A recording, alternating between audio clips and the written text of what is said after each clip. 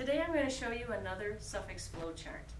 The last one we looked at helped us figure out when we keep the final E when adding a suffix and when we have to replace it with that vowel suffix. This one is going to help us figure out words that have a final Y and when do we keep that final Y and when do we replace it with an I. Alright? So I'm going to back up and let you look at this flowchart before I start helping you work with it.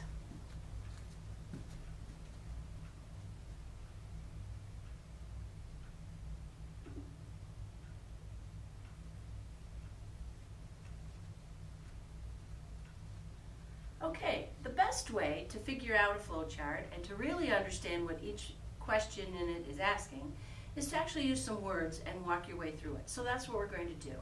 We're going to start with the word baby.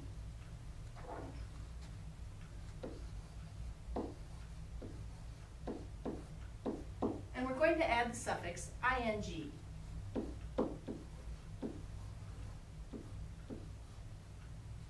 People don't like it when you are babying them, right? That's where this word is. So let's walk through the flowchart. Start with a word sum.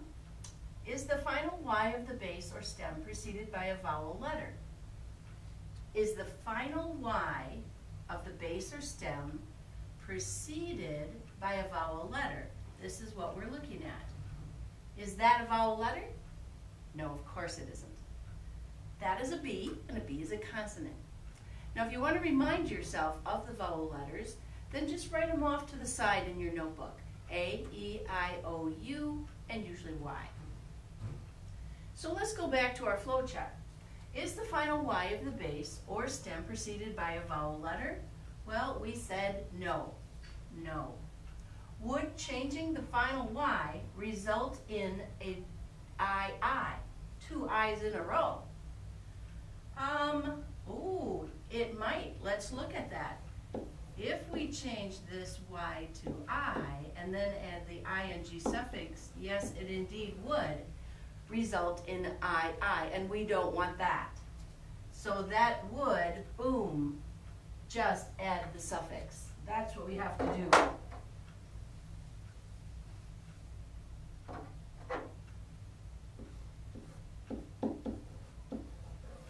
So our final word is babying, leaving the Y in place to prevent us from having two I's in a row.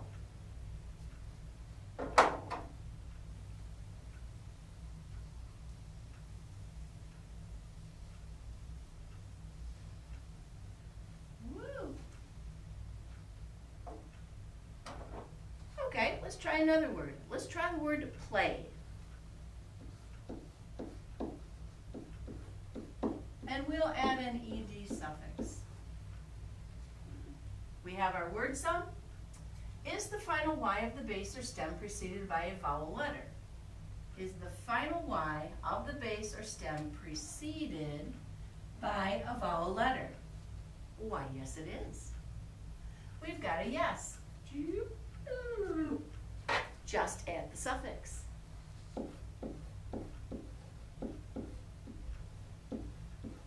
Are you catching on here? In this flowchart, we are more like the last flowchart. We kept looking at the suffix. Does it begin with a vowel or does it begin with a consonant? Well, in this flowchart, we're looking at the letter preceding the Y. That means just in front of the Y. And we're noticing whether that is a vowel or a consonant.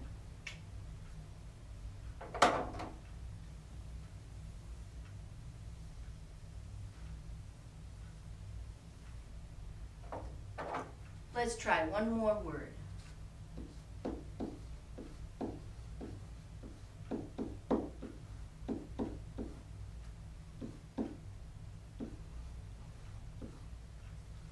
The word identify, and we're going to add the ed suffix. We have our word sum. Is the final Y of the base or stem preceded by a vowel letter? Is the final Y of the base or stem preceded by a vowel letter? No.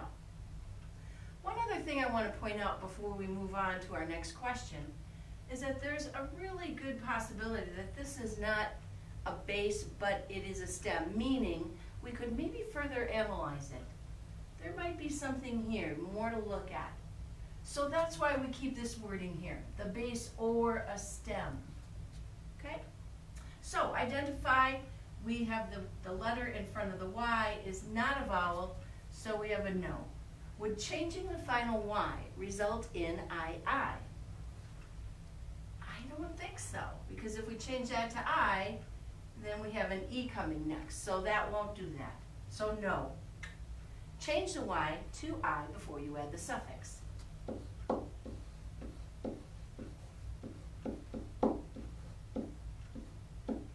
Y to I and ED.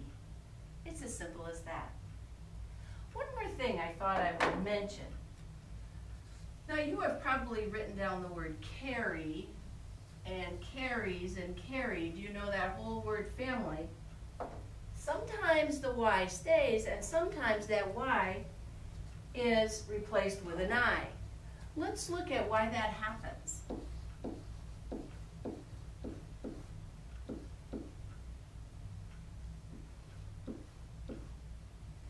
With this word some, and we would follow the same thing. Is the final Y of the base or stem preceded by a vowel letter? No. Would changing the final Y result in II? No. Change the Y to I before you add the suffix.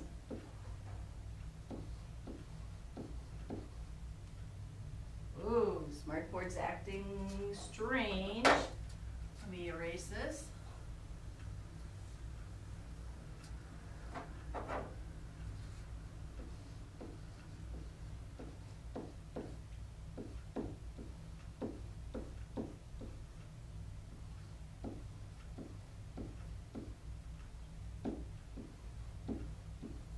We are changing the Y to I, and we're adding our suffix, okay? But look what happens here.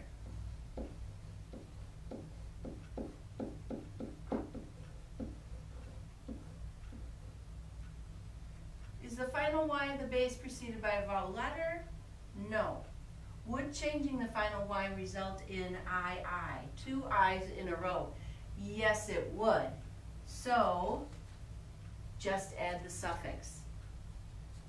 Now, maybe it'll be easier to understand why sometimes the Y is replaced by an I, but sometimes it is not.